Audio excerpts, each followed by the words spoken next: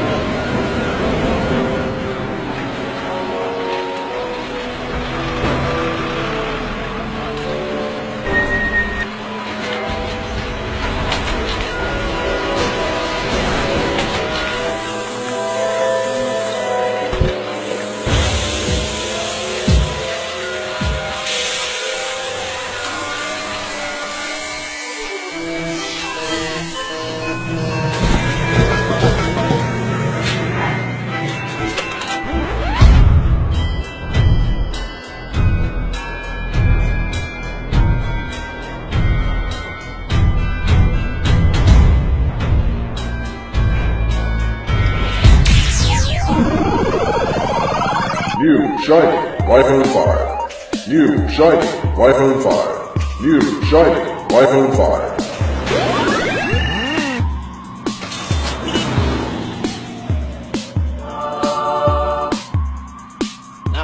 The new iPhone 6. New iPhone 6. Get yours New today. iPhone 6. The new iPhone 10. The new iPhone 10 by Play. New iPhone 12. New iPhone 14. 14. New iPhone 15. New iPhone 16. Buy it today. New iPhone 17. Buy it now. New iPhone 18. Buy it today. New iPhone 19. Buy iPhone it. 20. 21. 22. 23.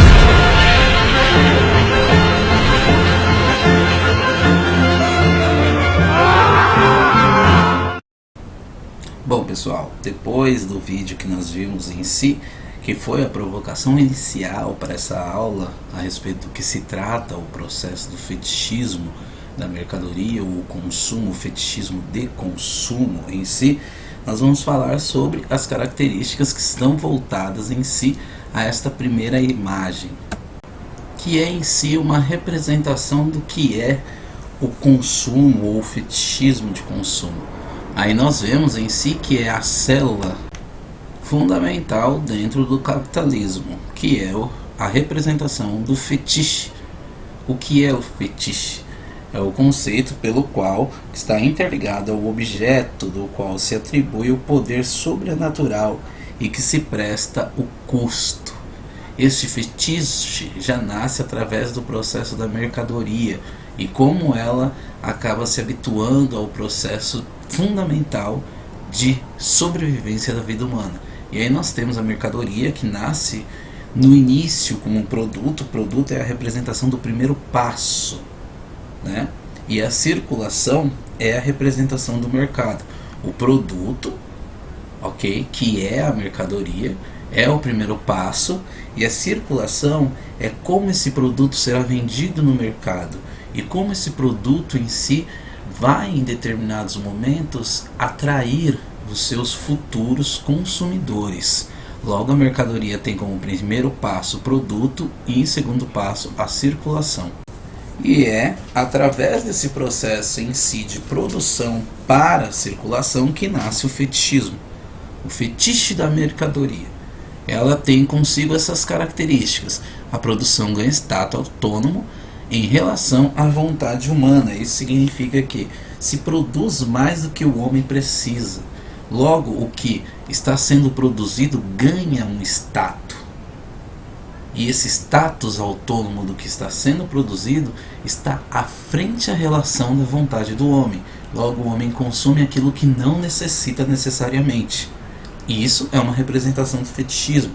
A outra é o caráter social do trabalho, que é em si oculto. Isso significa que a mercadoria, em determinados momentos, ganha um processo de vida. E a mercadoria, em determinados momentos, ela é associada em si à vida humana, mas tira-se do foco o sujeito que produz aquilo. É de caráter oculto, ou em si o trabalho se transforma em algo representando o caráter oculto do homem. E a última em si é que a mercadoria em determinado momento se transforma em um objeto de adoração. E essa é uma das principais características que, infelizmente, se nós em determinados momentos fizermos provocações individuais, acabaremos contemplando de que nós somos vítimas desse fetichismo. A mercadoria como objeto de adoração. Nós, em si, em determinados momentos, adorando a mercadoria até mesmo do que nós mesmos. E aí nós temos o conceito da adoração da mercadoria sem se preocupar como ela foi produzida. A gente não se preocupa nem como a mercadoria foi produzida e muito menos da nossa própria representação e sobrevivência frente a essa mercadoria. E essa provocação vem em cima de um dos exemplos que eu uso muito, é de que muitas das vezes é muito mais válido alguém me atacar, me agredir, do que arrebentar o vidro de um carro que é meu. Ou é muito melhor alguém me agredir verbalmente do que quebrar o meu celular. Logo, a mercadoria ela se transforma em um objeto de adoração tão assustador, que nós em si, sem perceber, colocamos a nossa vida em risco, ou em si, deixamos a nossa vida de lado a favor de algo que nos consome. Nós consumimos algo que infelizmente acaba nos consumindo também. E o nível aparente imediato está interligado diretamente a esta relação que não existe entre o sujeito produtor, mas entre as coisas. Logo, o sujeito que produz, ele não tem valor nenhum, tanto social quanto até mesmo de consumo.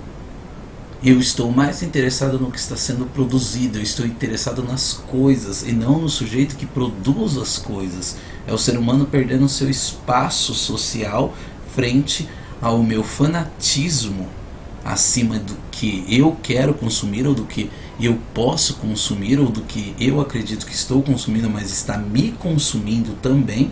E infelizmente em determinados momentos eu não vejo esse ser humano, ou essa pessoa que produz, ou esse produtor, ou esse trabalhador como alguém. Eu só vejo as coisas que ele faz. Você em si acaba se representando por aquilo que faz.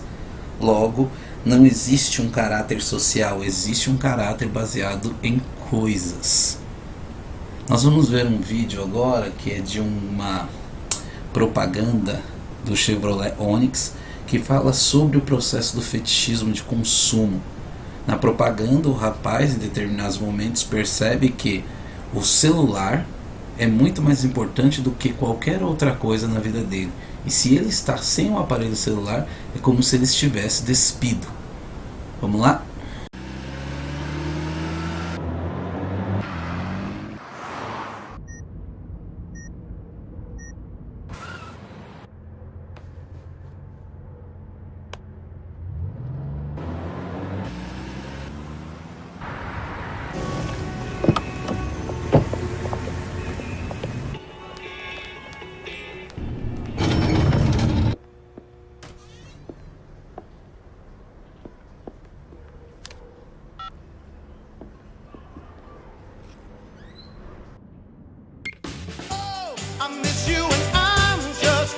Chevrolet Onix com MyLink, o carro feito para os dias de hoje. Bom, e é através desse processo de consumo que nasce essa inversão sujeito-objeto, objeto-sujeito, coisificação.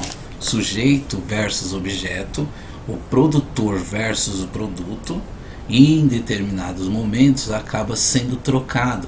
Logo eu dou mais valor ao objeto, ao produto, do que ao produtor. E o produtor em si se torna somente aquele sujeito que tem consigo o controle ou faz parte de uma produção de determinada mercadoria ou determinado objeto. Sujeito-objeto que se transforma em objeto-sujeito. Você sendo em si parte da produção e você deixando de existir. Logo nasce a coisificação do homem acima do que é produzido por ele. E essa coisificação está interligada diretamente a esse excesso de consumo, a este fetichismo imoral de consumo. E eu finalizo essa aula com uma frase em si de um pensador conhecido como McLuhan: o homem cria as ferramentas recriam o homem. O homem criou o aparelho do celular, como a gente viu no vídeo em si, acima da propaganda do Chevrolet Onix, e o celular recriou o homem. Hoje o homem é dependente do próprio produto que foi construído por ele mesmo. Bom, agradeço a atenção até aqui e numa próxima aula vamos comentar mais algumas coisas sobre isso.